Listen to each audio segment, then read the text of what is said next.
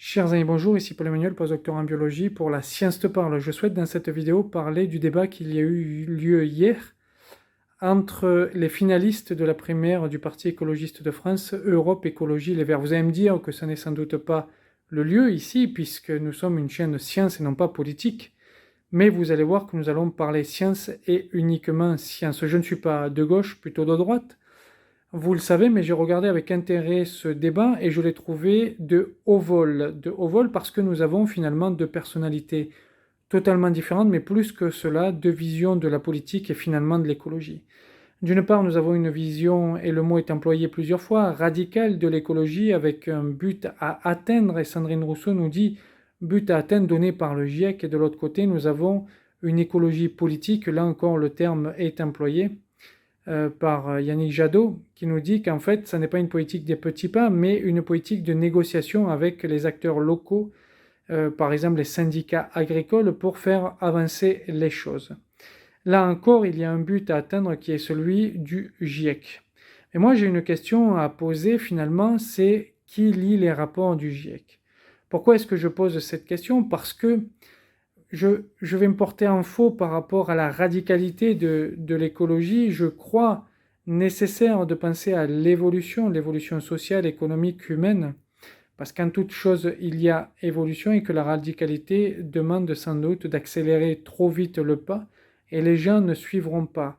Dans une vidéo qui s'intitule Peut-on être de droite et écologiste, je vous ai parlé de la vision qu'ont les historiens du capitalisme et de la façon dont le capitalisme, cette naissance-là au Moyen-Âge, aurait permis de passer du Moyen-Âge à la Renaissance avec, bien évidemment, pas seulement l'économie, mais aussi la philosophie, la morale, la vision politique qui a changé. Ça a été tout un ensemble avec la création donc d'une nouvelle forme économique, le capitalisme, et une évolution sur 2 à 3 siècles.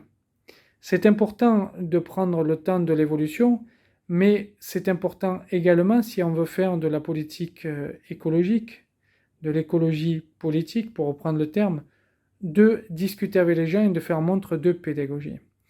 Et la pédagogie, c'est-à-dire diffuser les idées scientifiques au sein de la population. Et c'est là où je pose la question, qui lit les rapports du GIEC? Bien évidemment, les journalistes, les politiques, mais quel citoyen le lit en entier? Quel citoyen le comprend? Quel citoyen prend l'ampleur du changement climatique qu'il y a en cours? Assez peu, in fine, si vous demandez autour de vous, si vous n'êtes pas un chercheur, et que vous demandez autour de vous qui a lu le rapport du GIEC, non pas les résumés faits dans les journaux, mais en entier, je pense que vous n'allez pas trouver grand monde. Nous avons un problème de diffusion de la science.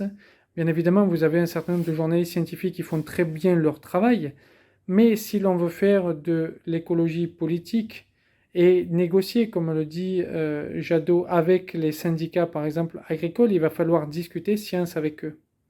Vous n'aurez pas le choix que de discuter des avancées scientifiques avec eux et donc de leur donner des outils d'appréhension de cette science. Et les outils, c'est la publication scientifique. La diffusion du savoir scientifique se fait par la publication. Il faut donc une politique de diffusion de la science qui doit être mise en œuvre, qui doit être beaucoup plus proactive que ce qu'elle est à l'heure actuelle. Et on a vu un petit peu ce que cela a donné lors de la crise de la Covid avec les fausses nouvelles sur les vaccins et toutes les conneries qui ont été diffusées.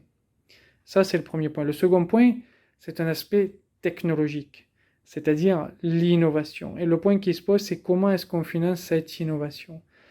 Comment l'État finance cette innovation? Parce que n'oubliez pas que je parle ici de l'État français et non pas de l'Union européenne, même si Jadot est élu européen, il nous en a beaucoup parlé d'ailleurs.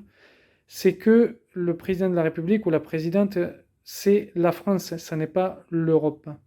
Dès lors, il faut penser une politique d'innovation, de financement d'innovation, et ça a été que trop peu discuté lors de ce débat, et je crois nécessaire, si l'on veut une politique écologique, de penser vraiment ceci. Vous avez des idées qui sont formidables sur l'agriculture ou sur l'énergie. On va penser par exemple à ce qui se fait avec les algues pour la production d'électricité. On peut penser à ces serres du côté de Paris qui sont en escalier et qui permettent, en échelle, en escalier, qui permettent d'avoir un rendement beaucoup plus fort avec une énergie moindre que ce qui serait dans un champ commun.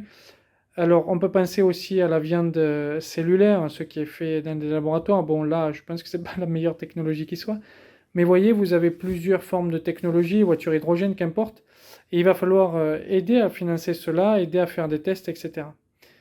Donc ça, c'est important. Le financement de la science est important, la diffusion de la science est important. Le troisième point, et là, c'est Sandrine Rousseau qui en a parlé un petit peu lorsqu'elle nous a dit ce qu'elle faisait à l'Université de Lille, c'est la formation. La formation. Il va falloir sans doute créer de nouvelles filières universitaires, par exemple sur l'énergie, par exemple sur de nouveaux types d'agronomie, par exemple sur l'écologie. Tiens, prenons un truc tout simple. Comment fait-on pour recycler un médicament?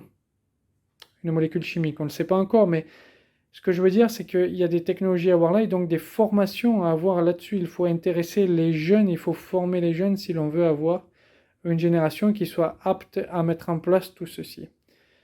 Donc, c'est important, il ne faut pas oublier la science lorsque l'on parle d'écologie, il ne faut pas oublier la diffusion de la science, le financement de la science et la formation à la science. Et tout ceci n'a été que très peu abordé lors de ce débat. Il y a eu des idées qui étaient très bonnes, je trouve, enfin beaucoup de choses bien.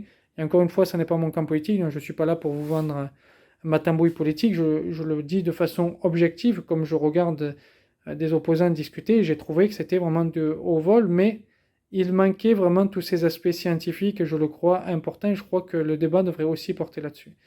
Je vous remercie de m'avoir écouté, je vous demande de mettre en commentaire ce que vous en pensez, de diffuser la vidéo, plus elle sera diffusée, plus la voix portera, d'activer la petite cloche pour recevoir les dernières notifications, et si vous voulez aider financièrement la chaîne, vous pouvez aller sur YouTube pour le faire. Je vous remercie, je vous dis à bientôt, au revoir.